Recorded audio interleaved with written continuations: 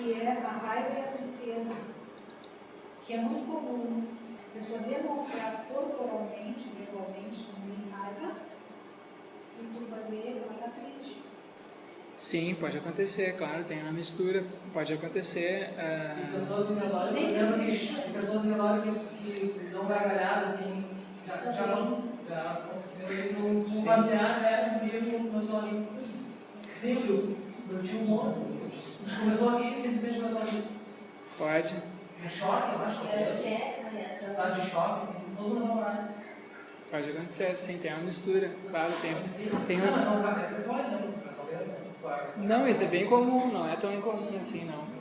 Então é porque tem uma diferença, que assim,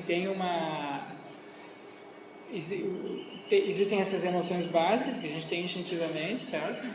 Mas depois tem o processamento disso, a consciência disso e a educação que a gente teve. Então, pessoas diferentes têm mais facilidade para ter algumas emoções do que outras. Talvez agora, quanto mais fixada nas fases infantis que a pessoa está, mais fácil dela, mais frequente ela manifestar externamente uma emoção de forma diferente. A gente vê até crianças que estão com sono, que estão cansadas, e que começam a ficar. Começa a ficar irritada, né? Isso, exatamente. Claro. Então, e tu pode ter pessoas que foram educadas de uma certa maneira e, enfim, se tornam... Pode ter, ou não manifestar algumas emoções, né? Algumas emoções. Então, essas pessoas têm por exemplo, pode se sentir triste, elas não conseguem manifestar isso, reprimiram, enfim, não aprenderam a manifestar isso de maneira adulta. Então, quando vem de uma maneira primitiva.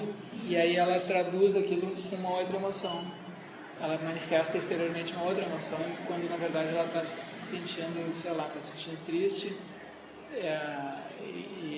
e manifesta, tem um riso assim, meio histérico, né?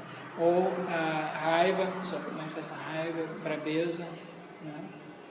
Enfim, a gente pode ter a pessoa está com medo, pode manifestar raiva também, ou pode ficar triste, né? Ou então a pessoa perdeu um parente próximo, perdeu alguém que ela, enfim, foi rejeitada por alguém, enfim, queria alguma coisa e não conseguiu, queria conquistar alguma coisa e não conseguiu, fica com raiva e manifesta a raiva em vez de manifestar a tristeza pelo que está acontecendo. Enfim, isso aí está no registro assim da complexidade, né? Da mistura das emoções com os nossos comportamentos e com os nossos estados conscientes, tá?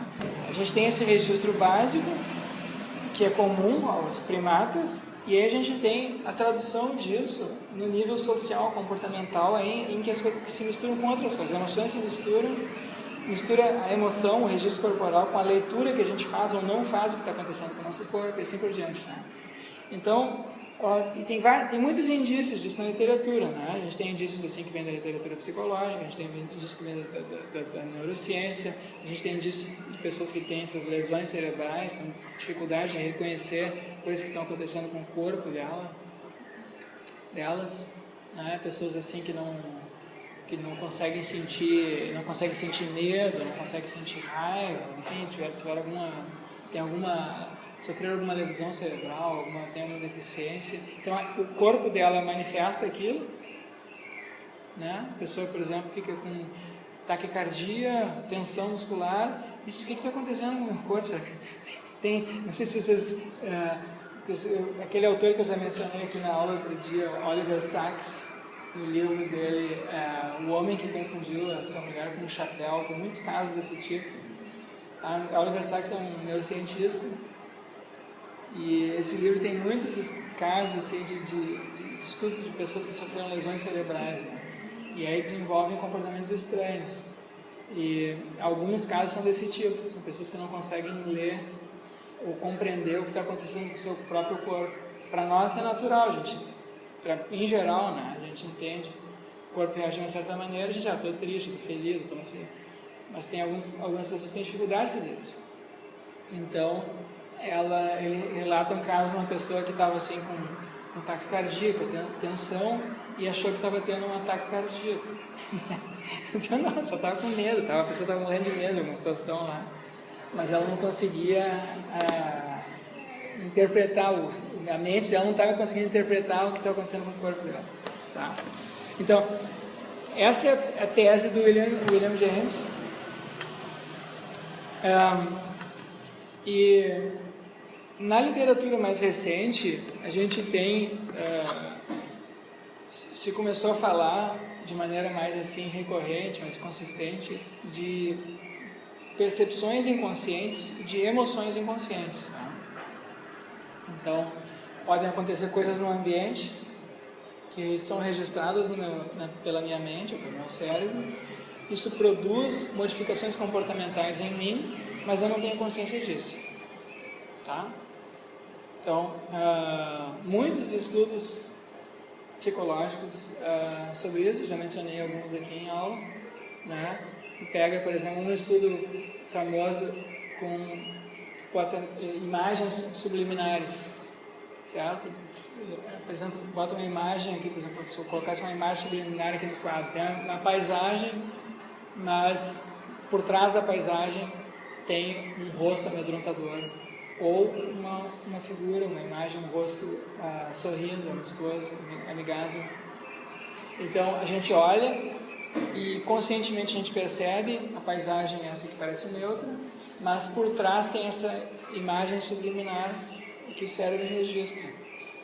E em registrando isso, produz modificações no nosso comportamento. Tem um estudo que ficou famoso, que eu acho que eu já mencionei aqui também, que é o caso que fizeram nos Estados Unidos com uma máquina de café, né? Sabe, uma cafeteira. Os departamentos assim, acadêmicos nos Estados Unidos têm esse hábito, em geral tem cafeteiras, as pessoas se servem do cafezinho e colocam dinheiro, cada um paga, não tem ninguém ali para cobrar, tem uma latinha ali, 25 centavos no cafezinho, tu se serve e deixa 25 centavos. Então, teste que fica, claro, às vezes as pessoas não têm dinheiro, não querem pagar, então não se servem de graça. Okay? Mas em geral as pessoas pagam. Então o experimento que eles fizeram foi colocar quadros em cima da cafeteira. Então um quadro de uma paisagem neutra, uma semana, um mês, e ver quantas pessoas deixaram de pagar. Aí na outra semana ou outro mês bota um quadro de 2 olhos, sabe aquelas figuras de um olho gigante, sabe, tipo aquelas imagens que tem vê esses cartazes, o olho de Deus, né? Então, quando tem essas imagens de um olho grande, assim, olhando para a pessoa, já sendo observada, as pessoas contribuem mais, certo? Então, isso é inconsciente. Se tu perguntar para a pessoa por que ela botou o dinheiro ali, ela vai dizer, botei porque, enfim, tem que botar, né? Ela inventa uma história, tá? A pessoa modifica o seu comportamento sem saber. Ela inventa uma história. Então, tem um monte de pesquisa assim, nesse sentido. E houve aplicações depois disso aí em políticas públicas. Não sei se vocês conhecem aquelas chamada teoria das janelas quebradas. Certo? Teoria das janelas quebradas é uma teoria... São pesquisas que foram feitas enfim, houve várias versões assim, dessas pesquisas. A mais sistemática, mais extensiva foi feita na Holanda. E então são pesquisas do tipo assim, o que acontece se tu está num ambiente poluído, de alguma maneira poluído ou bagunçado, e proporção um ambiente organizado e limpo.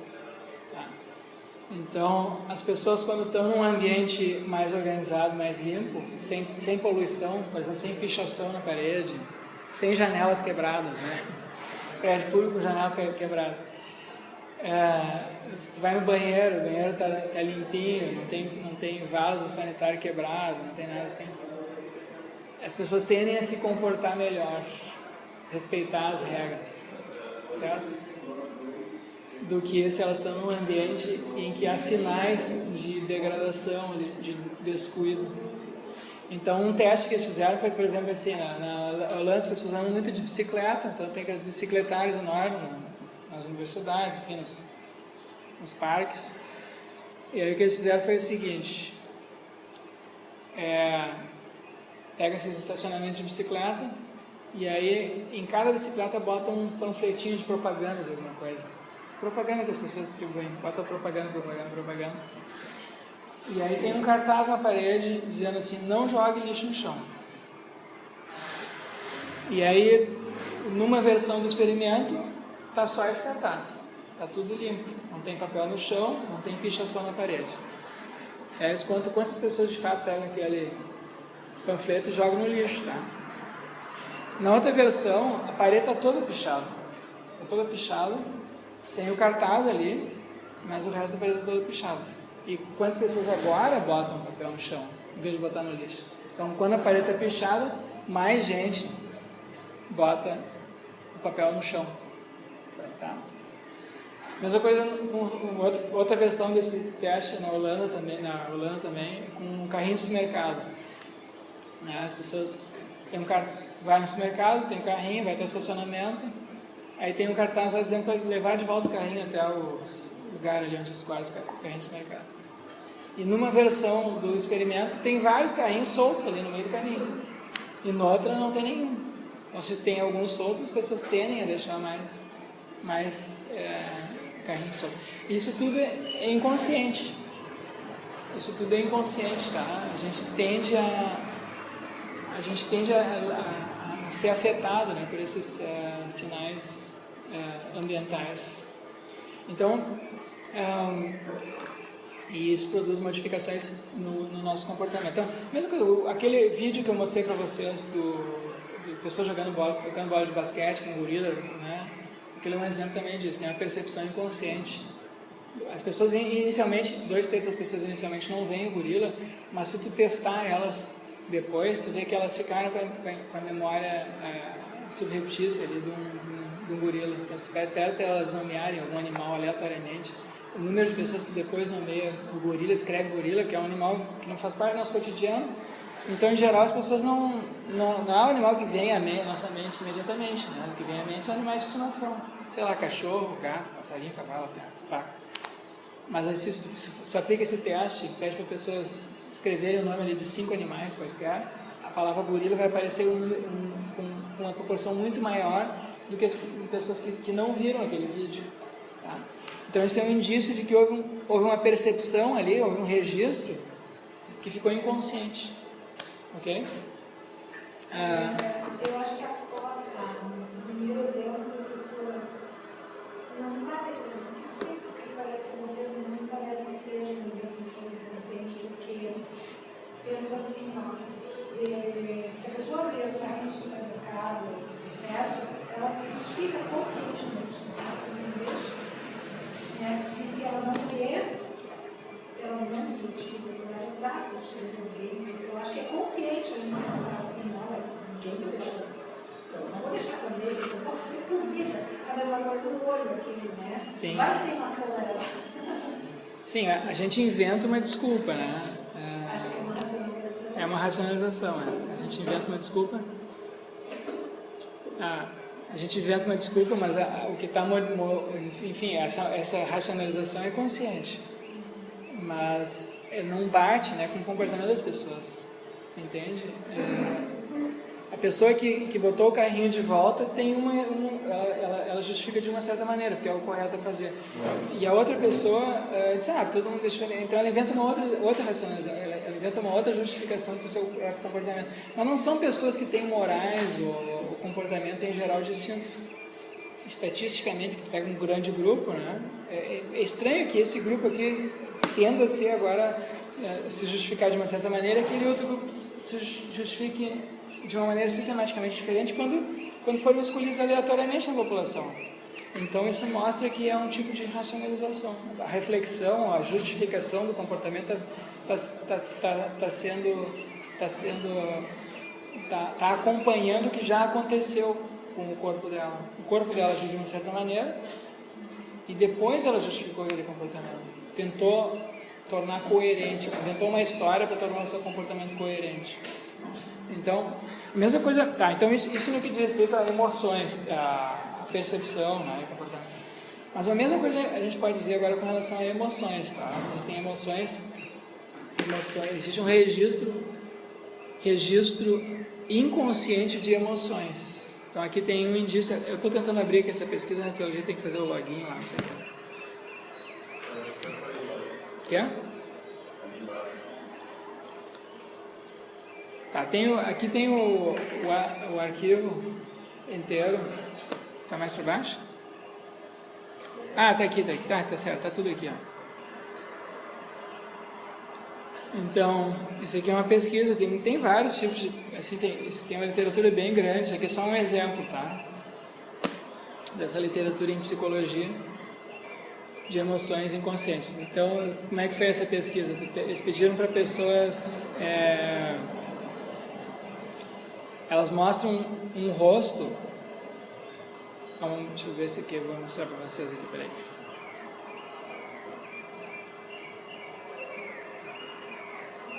Se tu mostra uma imagem para uma pessoa muito rapidamente, alguns milissegundos.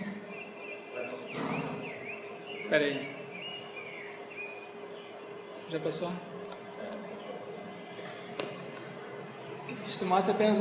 Existe um certo tempo de exposição que a gente precisa ter para uma imagem para que isso venha a se tornar consciente em nós. Se tu mostra por menos tempo, o cérebro...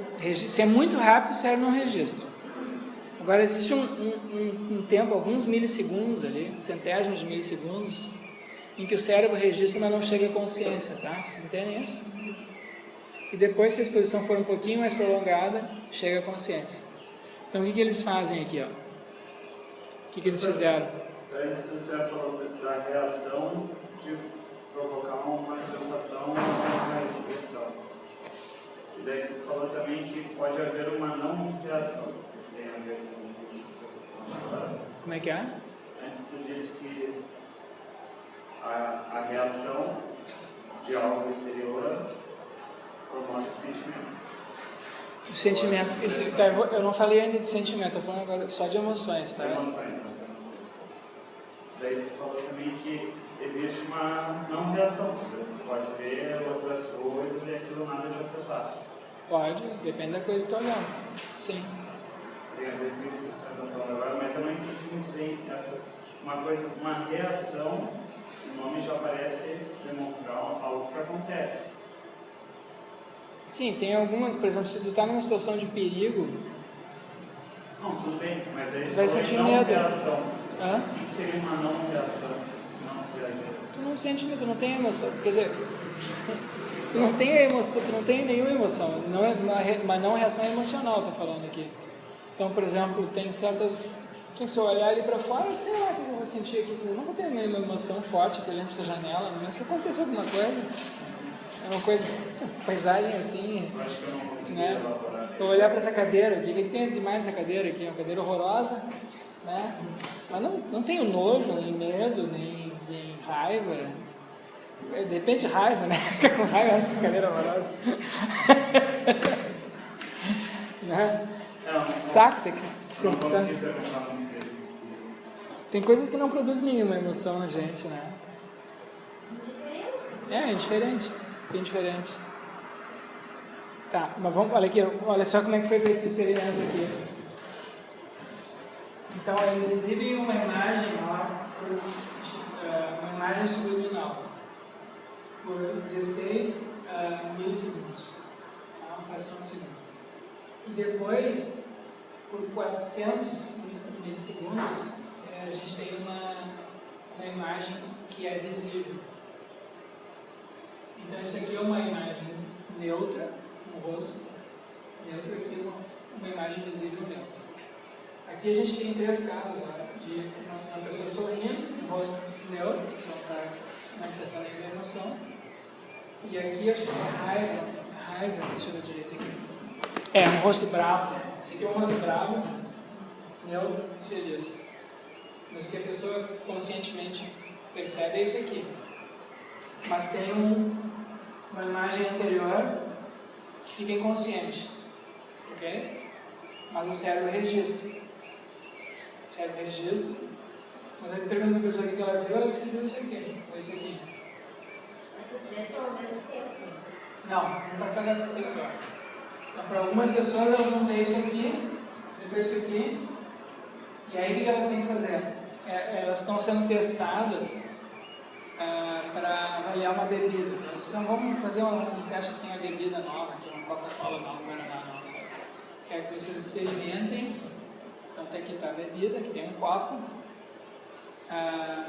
Pode se servir quanto tu quiser, experimentar, beber quanto tu quiser e depois tu diz se tu gostou ou não gostou, fazer uma avaliação. Tá? São três coisas: se servir, beber e avaliar. Então, o que acontece? Aí, depois dizer como é que a pessoa está se sentindo, certo? Você tem que dizer se ela está se sentindo feliz, triste, raivosa, não sei o que, nojento, nojo, blá blá. Isso que ela tem que fazer. E aí, o que acontece quando foi feito esse teste? Sistematicamente tem uma diferença na quantidade de bebida que as pessoas se servem, quanto elas bebem e na avaliação que elas dão do gosto da bebida, dependendo do gosto da imagem essa subliminar. Tá? Então, Você vai testar produtos disponíveis e os seus. tá, isso aqui não é para testar o produto, isso aqui é para testar a influência das emoções inconscientes sobre o comportamento das pessoas. Ah, mas é uma boa, né? O mercado depende da produção. Isso aí o pessoal de marketing já sabe disso, né? Tanto que quando a pessoa faz propaganda faz uma propaganda, tu associa aquele produto com imagens, com emoções positivas, né? Sempre tu fala, tu nunca tem propaganda de margarina com pessoas deprimidas, ou vai vender um carro com um suicida lá, não sei o quê. Não. Mas a pessoa que vai avaliar esse produto, ela sabe que está avaliando mal. Quê? A pessoa que avalia esse produto da pesquisa, ela sabe que ela está avaliando algo. A pessoa não sabe. Recrutaram pessoas para avaliar um produto. Mas oficialmente o que está sendo avaliado não é um produto. O que está sendo avaliado é a reação da pessoa, é a suscetibilidade da pessoa a emoções inconscientes. É isso. É se ela consegue ter emoções inconscientes. Se ela é suscetível a emoções inconscientes. Emoções que ela está tendo sem saber. Tá? Porque Consegue detectar isso. emoções inconscientes que ela tem. Claro, porque e o resultado foi esse. Se tu a imagem, a pessoa tem um determinado comportamento. exatamente. Então, por exemplo, primeiro caso aqui, ó. Se ela viu uma imagem, percebeu inconscientemente uma pessoa brava, ela se serve menos.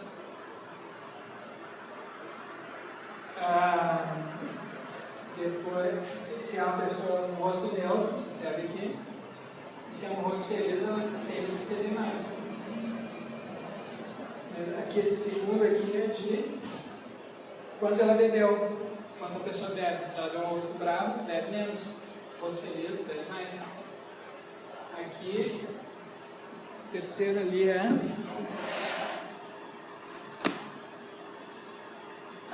aqui como é que ela se sentiu. Se ela viu um rosto bravo, ela se sentiu assim, o rosto neutro, o rosto feliz. Não, me dá fora isso. Quê? Não é diferença.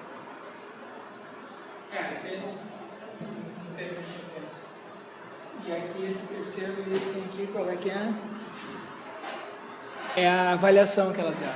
A avaliação que elas deram do produto. Se está bom, se é ruim. Então tem uma correlação bem forte aí, né? Então isso tem muitos indícios assim disso, tá? A gente percebe coisas inconscientemente. Então o que isso mostra? Isso mostra que do mesmo modo que nós temos percepções visuais, auditivas, que modificam o nosso comportamento inconscientemente, a gente também tem emoções inconscientes, tá? Emoções inconscientemente afetam os nossos comportamentos.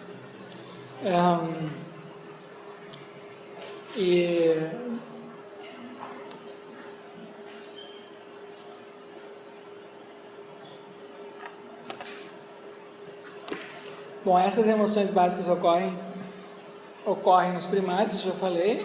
E agora, o que seriam então os sentimentos? Qual é a diferença entre uma emoção e um sentimento? Isso que a gente chama de sentimento. O que a gente chama de sentimento é a consciência dessas emoções, certo? As crenças que nós formamos, as disposições que nós formamos a respeito dessas emoções. Então, a gente tem o nosso corpo reage automaticamente a estímulos ambientais de maneiras diversas. Algumas dessas emoções chegam à nossa consciência e agora nós formamos crenças a respeito dessas emoções. Nós formamos disposições, certo? E aí a gente começa a dizer coisas para si mesmo. Então, a crença funciona como um atalho. Então, eu não preciso passar pelaquela mesma emoção de novo, eu só digo que eu tenho esse sentimento com relação a determinadas circunstâncias, não preciso atualizar aqui. Tá? Então, por exemplo, vou dar um exemplo análogo, tá? Por exemplo, que é o exemplo que esse sujeito aqui, o Jesse Prinz, dá. O Jesse Prinz dá esse exemplo. Aqui tem um artigo do Jesse Prinz defendendo essa tese, tá? O Jesse Prinz diz o seguinte, olha, sabe, tem pessoas que são ecologistas, né?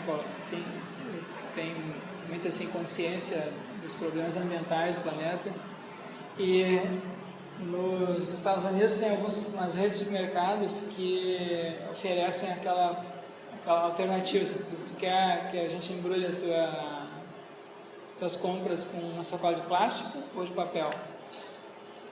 E aí as pessoas que são ecologistas dizem papel. Respondem assim, sem pensar papel. Por que papel?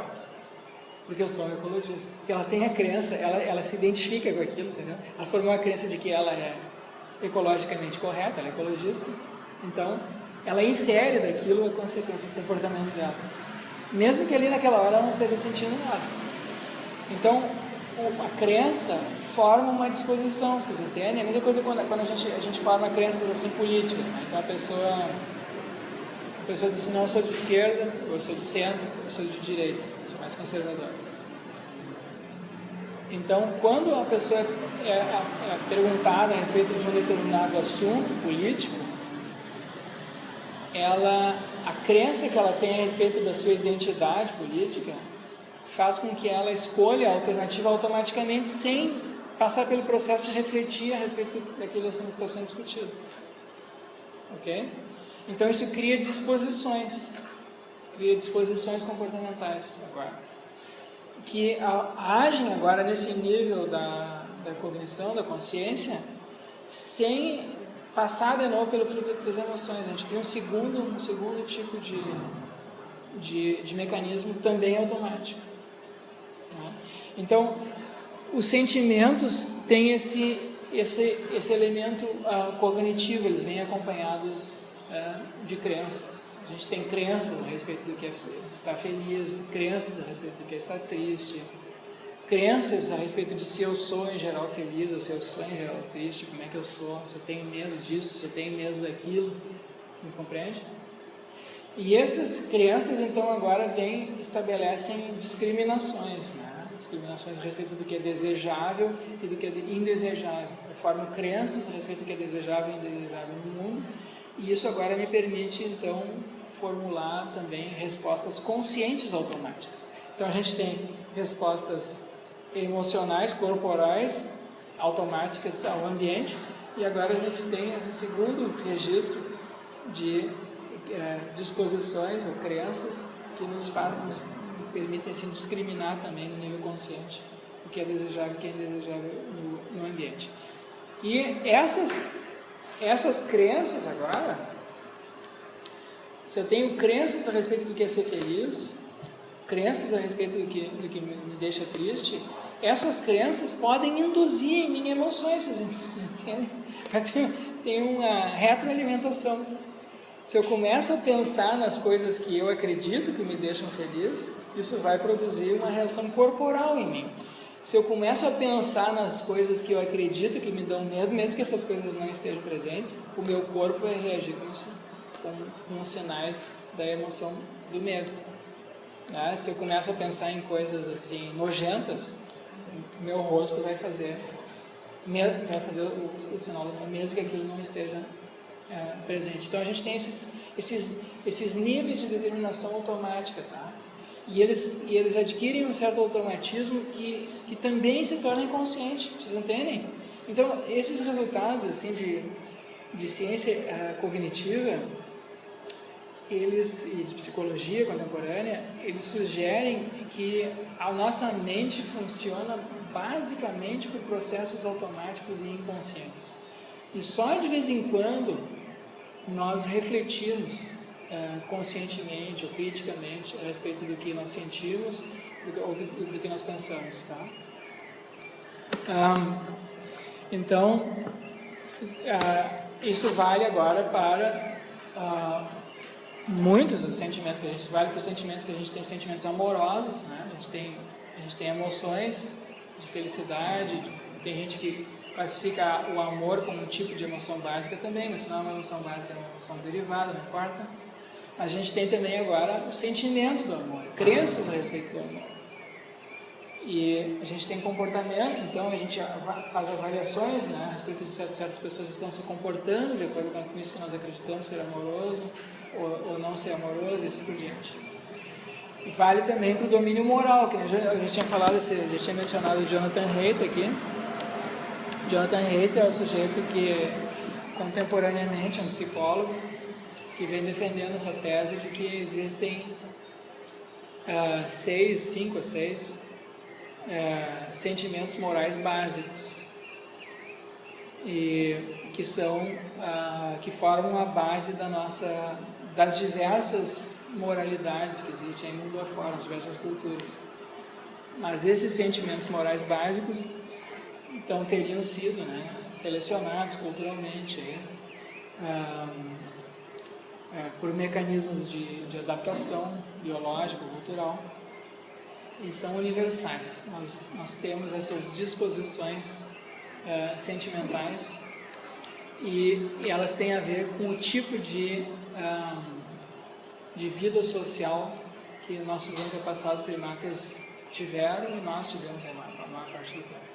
Então, nós temos uma sociedade, uma organização social cooperativa, em que a reciprocidade foi adaptativa, certo? Então, a gente selecionou uma predisposição para a reciprocidade. As sociedades em que há cooperação recíproca, quer dizer, se tu faz uma coisa por mim, eu faço por ti. Se tu faz uma coisa mal para mim, eu vou tender a te isolar, e assim por diante. Então isso aí foi selecionado assim, comportamentalmente, foi selecionado culturalmente. Então a gente tem essa predisposição para ter esses sentimentos, né, de justiça e crença a respeito de justiça. Mesma coisa com relação à compaixão, que deriva da empatia, né, a seleção da emoção, da empatia, vem primariamente, se supõe, do cuidado com os filhos, né? Então, mesma coisa com relação à lealdade, autoridade, pureza e liberdade. O Jonathan Haidt acredita que esses 6 sentimentos formam a base da nossa moralidade.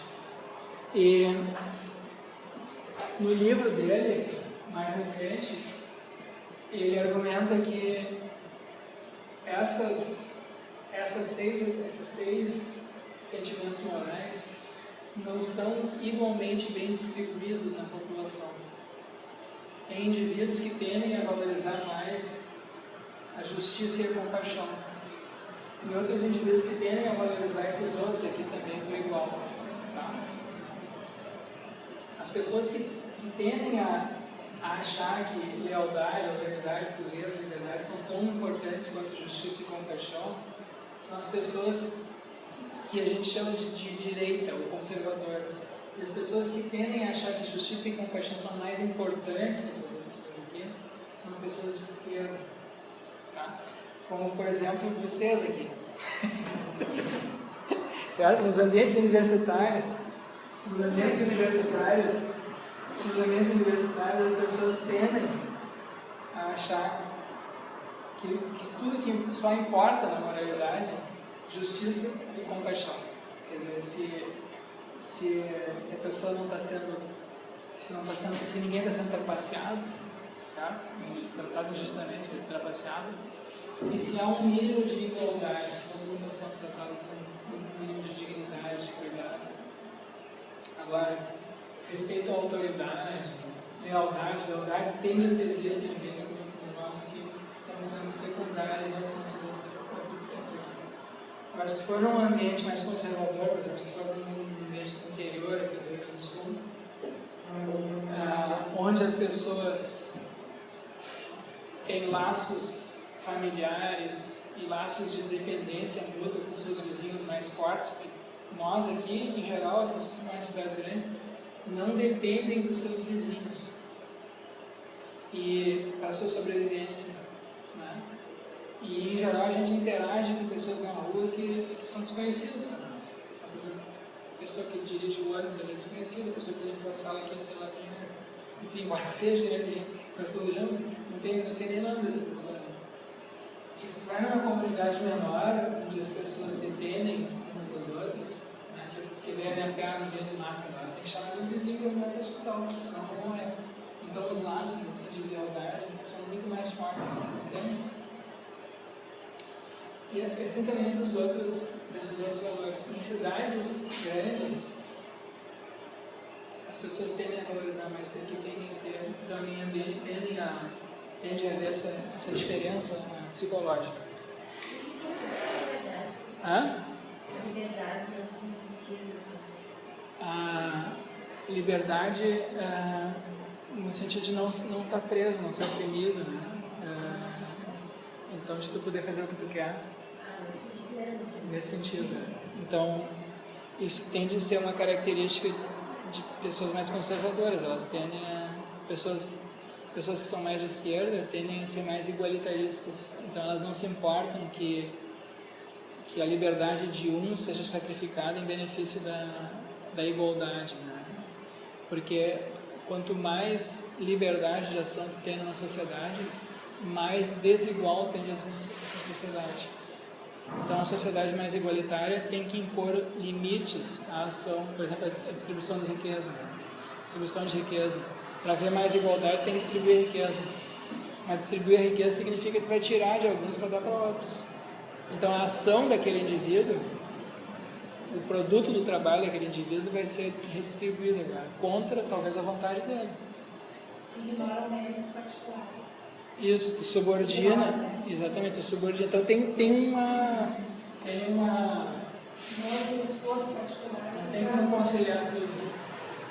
Professora, ontem na aula a professora Lia falou sobre um item que talvez se relacione com algum desses. Talvez o colega lá possa me ajudar. Ela falou sobre o polimento na questão de se colocar no lugar da pessoa, numa conversa. Sim, sempre empatia. Empatia é a capacidade que as pessoas têm ou não têm, né, de se identificar emocionalmente com outras pessoas. Então, por exemplo, se tu está passando por uma situação de sofrimento, eu sou capaz de individualmente, subjetivamente, pensar em situações pelas quais eu passei que foram parecidas com a tua. Emocionalmente, embora a minha história possa ser muito parecida, diferente da tua, mas emocionalmente eu posso ter sentido a tristeza, ou a alegria, ou medo, enfim, ter tido as emoções que tu está tendo agora, mesmo que as situações que me levaram a ter essas emoções sejam muito diferentes. Então isso eu tenho que ativar isso em mim. E em segundo lugar, eu tenho que reconhecer agora cognitivamente o que está acontecendo contigo, me colocar na tua perspectiva. Tá? Então eu tenho que ativar a emoção e tenho que ativar assim, a cognição. Entende? Isso é infantil. Ela falou também de uma questão de, até às vezes, quando você não gosta do que está sendo dito para ti, tu procura entender aquilo, não dar respostas já se motivando a emoções tuas, né? Ou seja, fazer a pessoa se sentir mal, né? E em relação mais a isso, talvez não uma relação de entender. Numa conversa? Numa conversa. Sim, claro, conversa, sim. Se tu... Esse item caberia também na empatia? Onde o outro já não, mesmo que não tenha vivido aquilo, a pessoa está tentando convencer ela que aquilo prejudicou ela, tu entende para ti que não, mas ao mesmo modo tu não agride a pessoa. Sim, claro, ser empático não significa concordar com a pessoa. Ser empático significa que tu é capaz de se colocar no lugar dela, entendeu? E entender ela da perspectiva dela. Isso é ser empático. Mesmo que tu não concorde com ela, mesmo que tu diga assim, eu não faria isso, mas eu entendo, né? Que tu, enfim, tu passou por essa situação e tu é capaz de compreender o processo que levou ela a adotar aquilo, mesmo que tu pessoalmente não fizesse isso, tá? Empatia é o oposto do que a gente vê hoje nas discussões políticas no Brasil. É o oposto, entendeu? Quando uma pessoa diz assim, quando uma pessoa chama a outra de corrupta ou fascista, tu está dizendo assim, esse não sou eu. Esse é o exemplo de comunicação não empática. Tu diz assim, isso é completamente absurdo, eu jamais faria isso.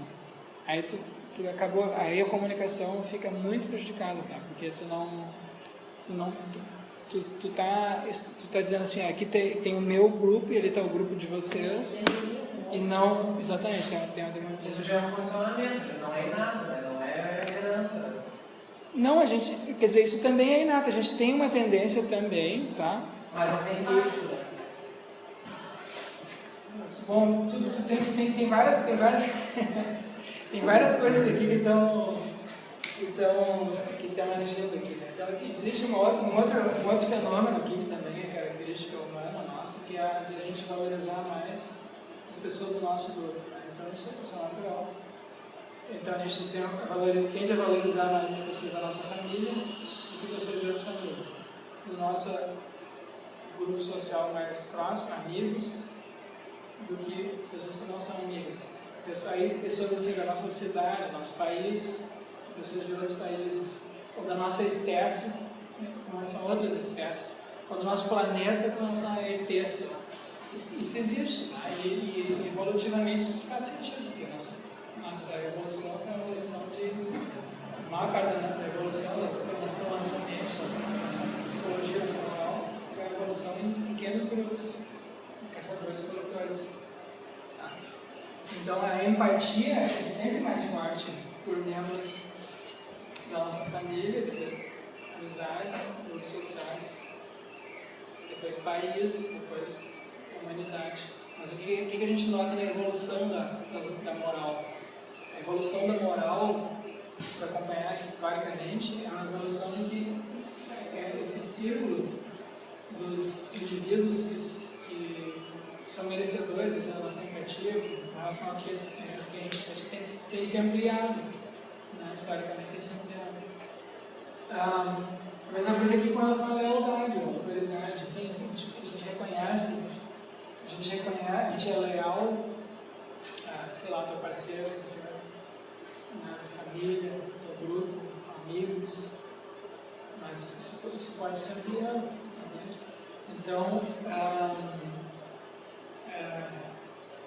Então, nessas discussões contemporâneas, o que vem acontecendo é que uma parte da discussão moral, uma parte da discussão do diagnóstico que o Jonathan Haidt faz é que uma parte da discussão moral contemporânea ficou inviável porque as pessoas deixaram de reconhecer as suas diferenças, né?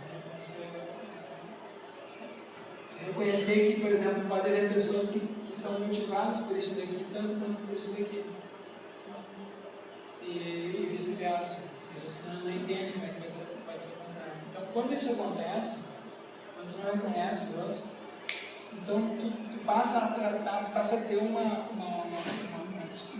política, enfim, uma moral tribal, em que tu não tem, digamos assim, valores, não tem assim um consenso minimamente universal, a partir do qual tu possa conversar com as pessoas, e aí tu volta àquela política mais assim, de grupos mais restritos, o meu grupo, teu grupo, nós temos razão, vocês não têm razão, e aí a discussão discussão propriamente dita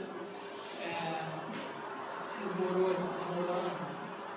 Para ver a discussão, precisa ter o reconhecimento das diferenças. Então, esse trabalho dele é nesse sentido de entender por que as pessoas se comportam de maneiras diferentes.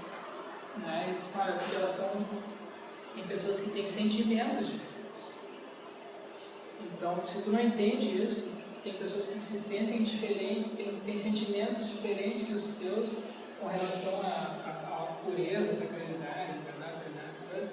Se tu não entende, tu não vai conseguir dialogar com elas. Tá? Então, essa é a tese do Jonathan Haidt. E algumas dessas, então isso aqui são sentimentos morais, mas uma parte desses sentimentos morais está ligada àquelas emoções básicas. Né? Então, são elaborações culturais de emoções básicas. Então, em alguns casos isso é muito filtrado, em outros casos não é tão filtrado. Tem uma ligação mais direta. Um caso que tem uma ligação mais direta é esse daqui. O caso da pureza e sacralidade. Então, a emoção que isso daqui produz em nós quando é desrespeitado é a emoção do nojo. A emoção do nojo.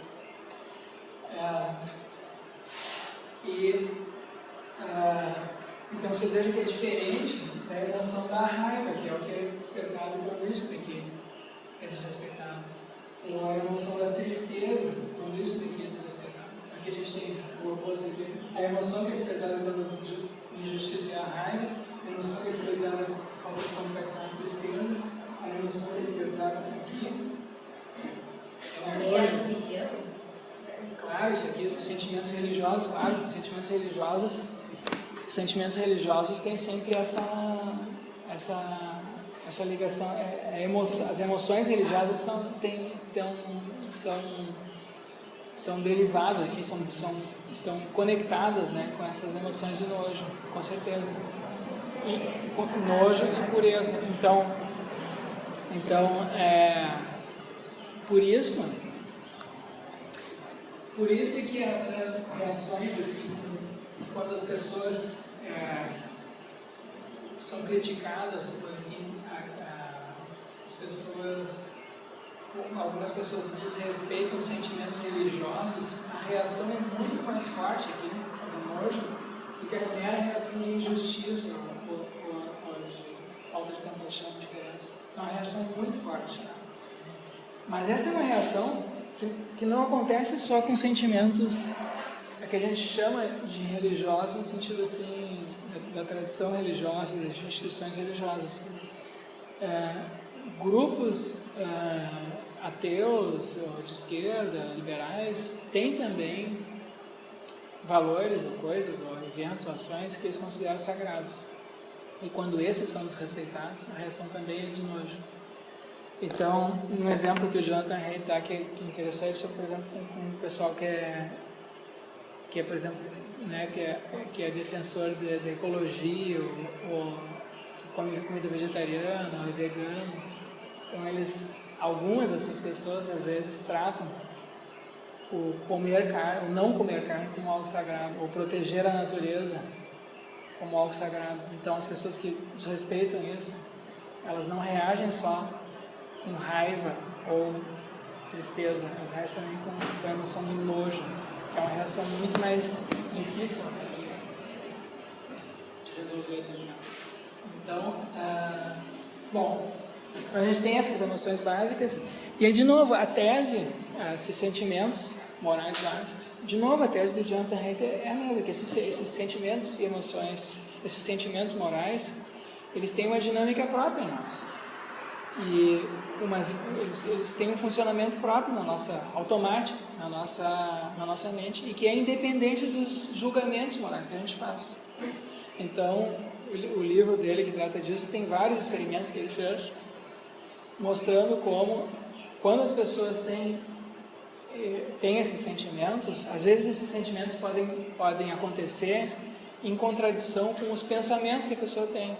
Quando tu pede para a pessoa justificar o sentimento que ela tem, racionalmente ela não consegue justificar.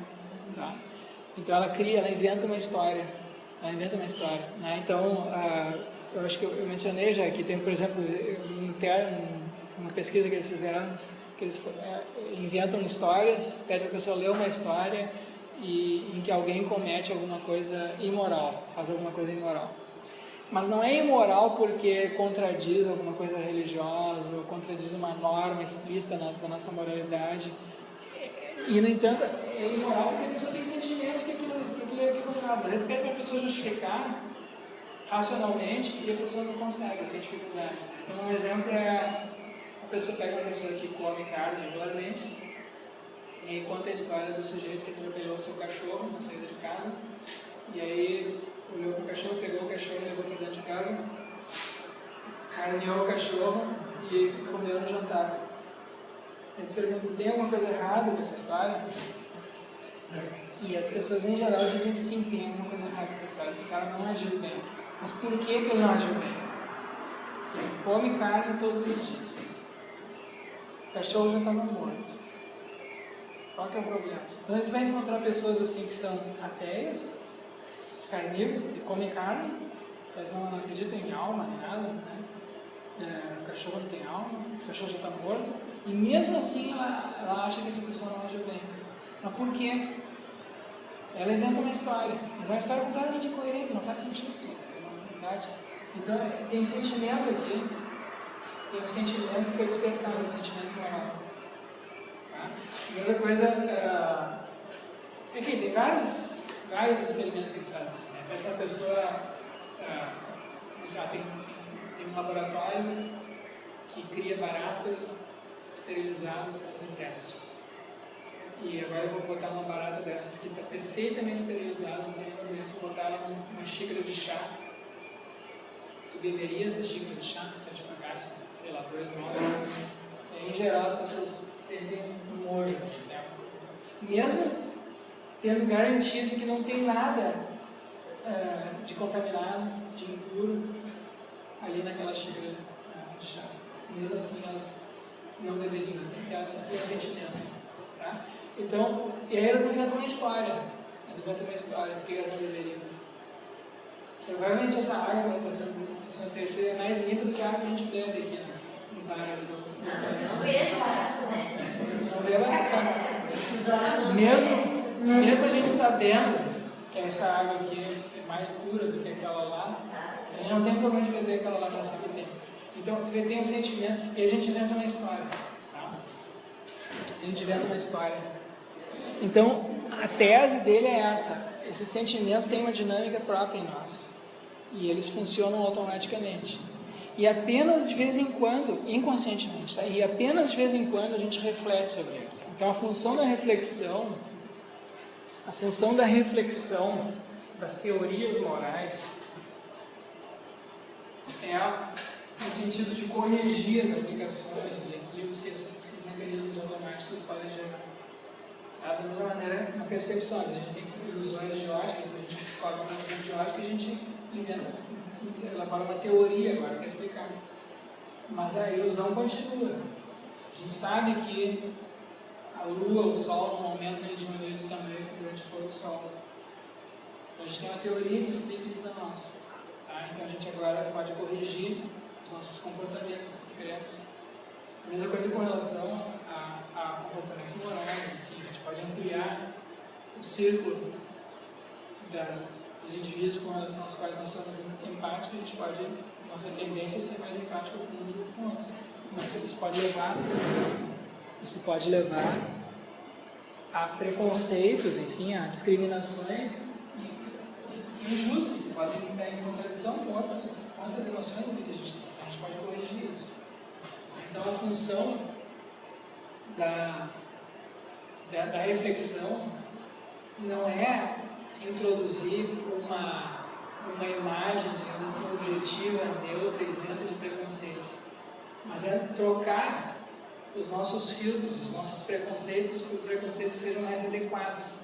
A gente não tem como funcionar perceptualmente, moralmente, cognitivamente, sem preconceito, sem esses mecanismos automáticos. Esses mecanismos automáticos são preconceitos, tá? Literalmente.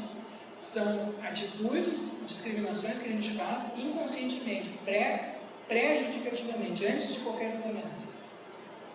Então, eles na verdade induzem a gente a fazer certos julgamentos, a adotar certas crenças. A função da reflexão é corrigir isso quando isso não bate mais com isso, se torna inadequado para o tipo de vida que a gente leva.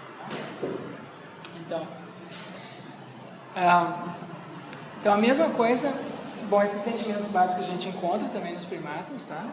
Mas é claro, a gente tem depois sentimentos assim mais sofisticados, né? Que a gente não encontra, que não são esses básicos. Da mesma maneira que a gente tem emoções mais sofisticadas, misturadas, a gente tem também sentimentos morais sofisticados, que não tem correlatos nos primatas. Por exemplo, o sentimento da culpa, do remorso, ou do merecimento, assim, alguns tipos de merecimento. Então, são sentimentos que têm esse elemento assim, cognitivo-cultural muito mais desenvolvido e que não são mais sentimentos morais básicos, certo? Mesma coisa com relação aos sentimentos assim, estéticos que a gente tem, né? As nossas avaliação estética. A gente tem também sentimentos estéticos. Kant fala de belo e sublime, por exemplo.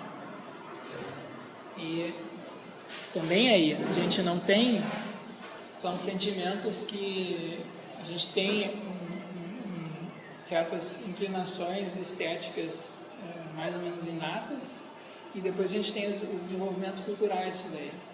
Então a gente tem uma tendência a avaliar a harmonia, a simetria, a proporção como sendo ela, e a condição sublime é algo sobre-humano, algo divino, algo que nos causa assim temor, né, que nos coloca a nossa, faz com que a gente se coloque no mundo, se visualize, nos induza a se visualizar no mundo como sendo pequeno e ao mesmo tempo participando de alguma coisa maior na natureza. Então, por exemplo, assim, se cai uma tempestade enorme, cai um raio aqui, é uma tempestade que começa a inundar tudo aqui, isso causa medo aqui. A gente está aqui, começa as janelas a tremer, o prédio começa a tremer, é uma tempestade muito forte. Então isso causa uma emoção de medo, mas se tu parar para observar, tu pode sentir também a sensação de que é algo sublime, de algo assim, muito grandioso, da força bruta da natureza. Isso pode aparecer, tu pode ter uma apreciação estética dessa força bruta, certo? E isso pode, enfim, te levar a perceber, digamos assim, a pequenez, né? A nossa pequenez, a nossa fragilidade, a nossa insignificância, né, talvez, no mundo, né? Então, isso também pode ser um sentimento estético, ok? Então, exato. Claro. Eu acho que sim. Não, o que ele faz gostador, eu sei, mas o fenômeno em si. Pois é, claro. Não, enfim, por exemplo, teve uma. Quando explodiram a primeira bomba atômica nos Estados Unidos, as pessoas que testemunharam, algumas descreveram aquilo como muito bonito, que é um evento assim, a força bruta sendo desencadeada ali, né? Então tu tem assim uma percepção de algo que é completamente sobre-humano, que está muito além das capacidades nossas de dominar e de controlar, né? Então isso pode produzir uma sensação de apreço estético também. Então, a gente tem primeiro esses sentimentos, depois a gente pode elaborar teorias sobre isso, mas a primeira coisa, primeiro a gente tem a emoção, depois a reflexão. Tá? Então, o que eu acho que, aqui essa parte aqui que eu acho que não está completa aqui na aula de hoje, que a gente tem, nossa mente interage com o ambiente em vários níveis, né? Isso que eu queria mostrar. A gente tem essas relações diretas, não filtradas, calor, frio, prazer, desprazer, som, silêncio. Mas a gente tem também os filtros disso, quer dizer, a percepção atenta de padrões no ambiente. Então, logo isso começa a acontecer, a gente começa a filtrar. Então, a quantidade de informações que o ambiente oferece à nossa disposição, apenas uma porção pequena disso recebe a nossa atenção. Então, isso dá origem a um tipo de interação agora diferente com o ambiente do que essa que o meu corpo está tendo. Quando está calor, começa a transpirar, quando está frio, os poros se fecham. Isso é uma reação direta.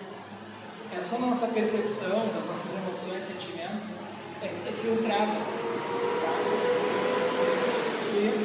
Mas a gente tem também um outro tipo de interação, mais complexo ainda, que é o que se introduz quando a gente tem essa consciência de primeira pessoa, teoria da mente. Eu trato outros indivíduos como tendo eles próprios crenças. Então a minha interação agora, eu trato outros indivíduos como pessoas, não corpos, certo? Isso aqui não tem a perspectiva de pessoa, vocês têm, eu tenho, eu sei que vocês têm, vocês sabem que eu tenho, e agora a gente tem um outro tipo de interação, né, de reciprocidade, de respeito, de desenvolvimento desses sentimentos morais.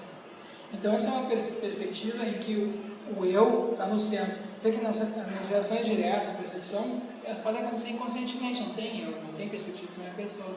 Tem uma interação ali do meu corpo com o ambiente. Essa interação do meu corpo com o ambiente é inconsciente. Ela pode ser filtrada, porque tem padrões ambientais podem elicitar reações diferentes de mim, né? Emoções diferentes. Eu posso ter a emoção do medo para coisas diferentes, mas tem um certo padrão ali. Eu posso ficar feliz por coisas muito diferentes, mas tem padrões. Tá? Mas a coisa com a nossa avaliação é estética. Né? A gente tem padrões de beleza, padrões de sublime que produzem em nós esses sentimentos, essas emoções. Mas agora a gente tem um outro tipo de interação, que é a interação essa reflexiva, de primeira pessoa, consciente. Certo? Para isso acontecer, eu preciso dessa teoria da mente, eu preciso me colocar como um eu no mundo e refletir. Então essa foi a perspectiva que foi privilegiada na filosofia. A perspectiva de primeira pessoa, do eu, verbo consciente. O que essa literatura está dizendo é que isso aqui é uma fração muito pequena. Tá? O que acontece aqui é, assim, derivado disso que acontece antes, o que é inconsciente. Isso aqui é moldado por esses eventos, enfim, inconscientes. E tem um estágio posterior, que eu comecei a falar na aula passada, que é quando esse eu aqui assume uma perspectiva, ou ele se vê como parte de algo maior do que si mesmo. Ele se vê como parte de um grupo, por exemplo. Ou se vê como parte de uma comunidade, né? Ou se vê como parte da natureza. Ou se vê como criatura, né, de Deus. Então se coloca, o eu se assume uma posição conscientemente subordinada a algo maior do que si mesmo. Esse é o sentimento, então, do algo sagrado. Algo sagrado, algo que está além, não se respeita eu individualmente, mas algo que está para além de mim, que é mais importante do que eu. Então, essa é a origem, então, dos sentimentos religiosos, mas o que eu queria chamar a atenção são três perspectivas diferentes. Aqui a gente tem essa perspectiva consciente, aqui a gente tem essa perspectiva transcendente, e aqui é uma perspectiva inconsciente. Nós somos capazes das três coisas, nós temos essas três capacidades e disposições. Isso foi desenvolvido, selecionado biologicamente, não foi aleatório. Então, naquela setinha que não tem nada escrito? Essa é uma perspectiva, a gente tem perspectivas diferentes. Nosso consciente. É consciente, mas ela é transcendente. Tu se relaciona aqui conscientemente com algo que é maior do que tu, que é transcendente, que não é agora que tu se coloca, o teu ego individual se subordina a algo que é maior do que tu mesmo. Então aqui tu não tem, por exemplo, relações de mera reciprocidade, empatia, lealdade. Aqui tu tem uma relação de subordinação a algo maior do que tu. Professor, quando tu falou E aqui tu está se relacionando aqui também conscientemente com algo que é incompreensível. Que é algo que por isso que quando as pessoas falam assim, mistérios da religião, algo sendo sagrado, né? Tem sempre essa ideia de que tu tá lidando com algo ali que é, em última análise, incompreensível, que está além da capacidade de compreensão humana. Então tu conscientemente reconhece que essa perspectiva consciente aqui ela é limitada, frágil e provavelmente sempre será assim. Então tu tem uma abdicação, digamos assim, da tua autoridade, certo? Então, essa é a perspectiva, digamos assim, religiosa. O que eu gostaria de tentar mostrar para vocês é que isso é mais ou menos inevitável, certo? Que isso não é, digamos assim, essas perspectivas religiosas, elas não são, digamos assim, subprodutos indesejáveis da nossa cultura ou da nossa mente. É mais ou menos inevitável que se tu tem esse tipo de desenvolvimento de instrumentos corporais, percepção seletiva de padrões, se tu tem agora o desenvolvimento de uma perspectiva de primeira pessoa, num ambiente social, que é inevitável, a gente desenvolveu a perspectiva a seleção, a pressão seletiva para o desenvolvimento de teorias da mente foi a pressão para o desenvolvimento da cooperação. Foi a mesma pressão seletiva que levou à cooperação foi que levou ao desenvolvimento da perspectiva de primeira pessoa e da nossa consciência, o tipo de linguagem, o tipo de moralidade que a gente tem. Mas se tu tem isso, inevitavelmente agora tu tem a perspectiva de grupo. E a perspectiva do grupo é a perspectiva que não é só a tua de primeira pessoa. Tu tem que ser capaz de reconhecer instâncias mais importantes do que aquela que tu individualmente tem. Então, essa capacidade de ter, de se mover, de ter emoções, sentimentos por algo mais importante do que tu é mais ou menos inevitável. Tá? O que não é inevitável é o tipo de cultura que a gente tem, o tipo de religião, o tipo de espiritualidade. Isso pode variar, mas dentro de determinados limites. Né? Isso colocado assim é algo diferente do que pensar as perspectivas religiosas como alguns dizem, como um indivíduo chegando à religiosidade em função do seu próprio da percepção do seu desamparo. Percepção do seu desamparo é... Isso que levaria as perspectivas religiosas.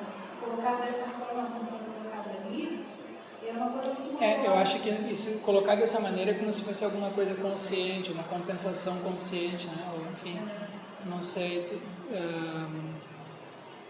Essa é uma imagem assim, né, negativa, né, das religiões que eu estou falando. Que a religião seria uma espécie de compensação. Né? Eu acho que... Bom, tem argumentos em favor disso daí também, né? Não é uma coisa, não é um assunto assim simples, né? Então tem bons argumentos em favor disso daí também. Mas vamos continuar isso na semana que vem. Deixa eu só dizer uma coisa aqui. Existe uma... Como é que isso aparece simbolicamente na nossa cultura, nas narrativas?